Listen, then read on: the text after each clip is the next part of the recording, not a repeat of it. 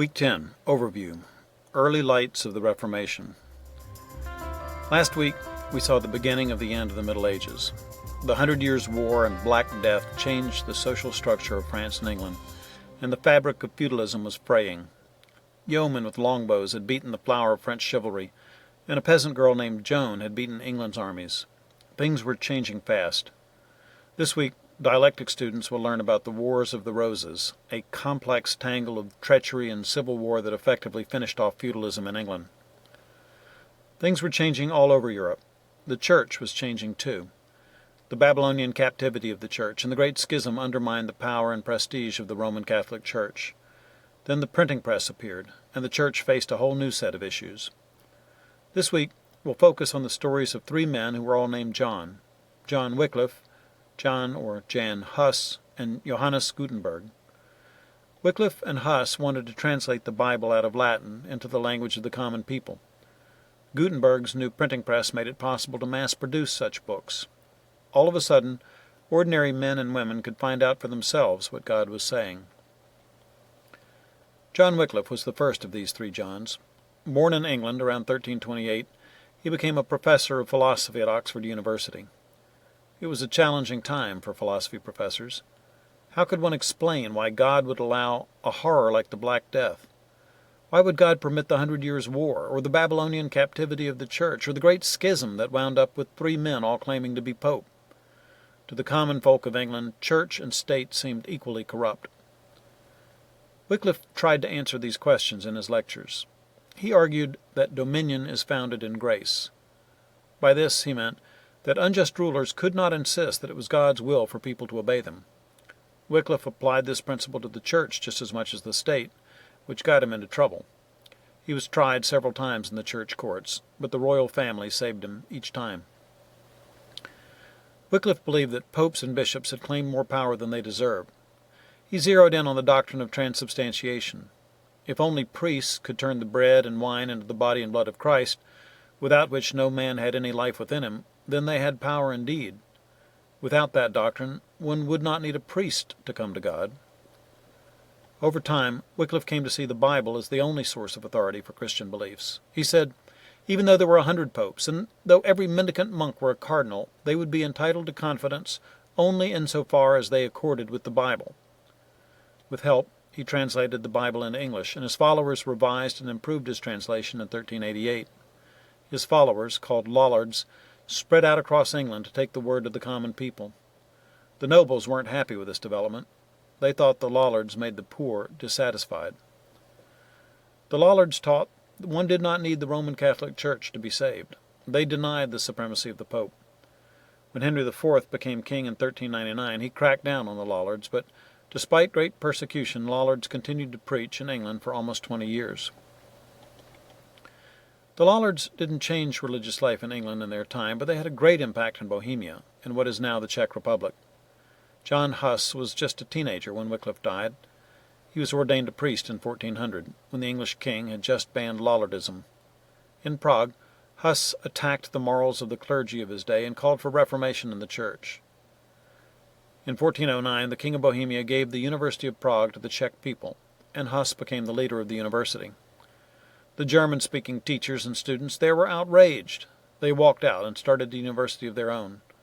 In the process of this ugly split, they accused Hus of being a notorious heretic. Hus was already in trouble because of attacks on the practice of indulgences.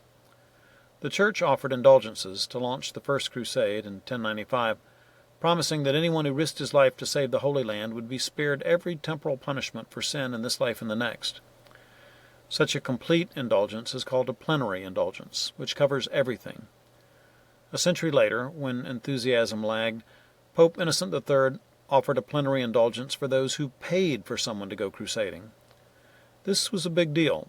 For the first time, a wealthy, worldly man could effectively buy his way out of purgatory. By Huss's day, long after the last crusade, indulgences were big business. Huss was excommunicated in 1413. That didn't stop him.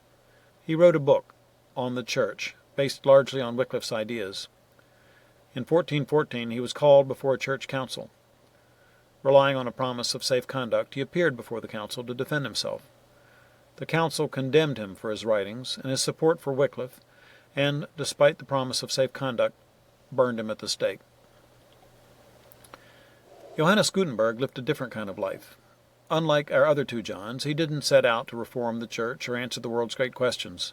He wanted to get rich. Gutenberg's secret plan was to cast individual letters out of metal and then put them together on a printing press. It wasn't easy. The letters had to be identical, and there had to be a lot of them. Getting the type right wasn't the only problem. He had to come up with ink that would stick to metal long enough to coat the type and then transfer successfully over to paper. He found that Flemish painters had an oil-based paint that worked. His press was similar to what farmers use for squeezing oil from olives, with a big beam that turned a screw that pressed the paper on the type. Gutenberg persevered. He was a meticulous craftsman who wouldn't give up. He was also suspicious, secretive, and greedy.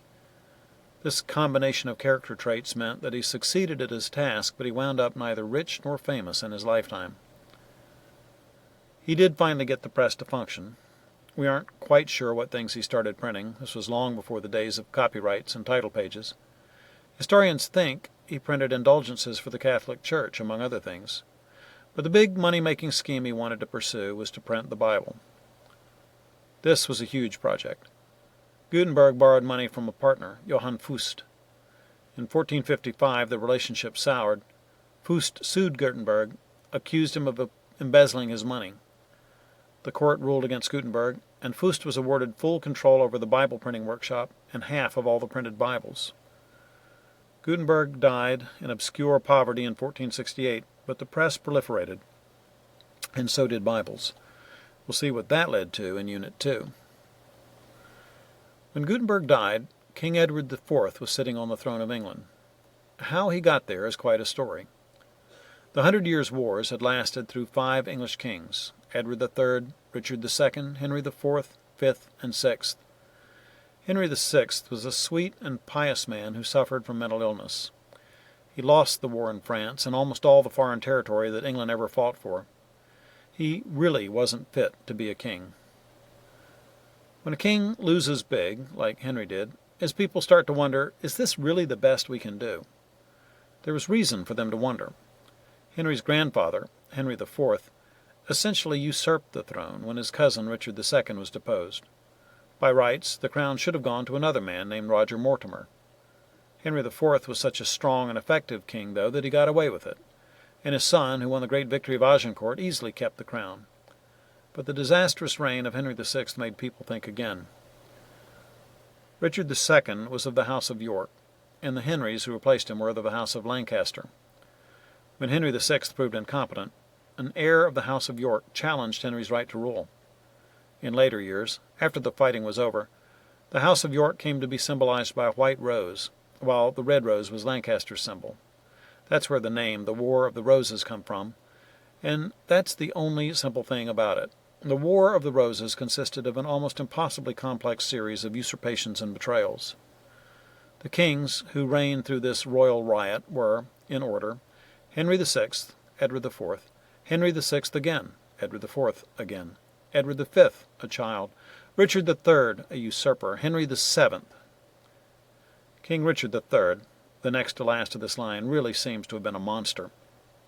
In Shakespeare's play about him, he gets his brother George, the Duke of Clarence, executed for treason, and then has his 2 small nephews smothered in their beds in the Tower of London. One of those boys was his ward and king, Edward V. Richard was a tyrant and usurper, and he died at the Battle of Bosworth Field, where a man named Henry Tudor led the House of Lancaster to victory. Henry Tudor became Henry VII, and he healed the breach between the houses by marrying Princess Elizabeth, the sister of the smothered boys and daughter of Edward IV. Western Europe went through so many troubles in the 1300s and 1400s. We've looked at some of the big ones: the Black Death, the 100 Years' War, the Wars of the Roses. Things finally settled down, however. Henry VII took the throne of England in 1485, ending the civil wars there.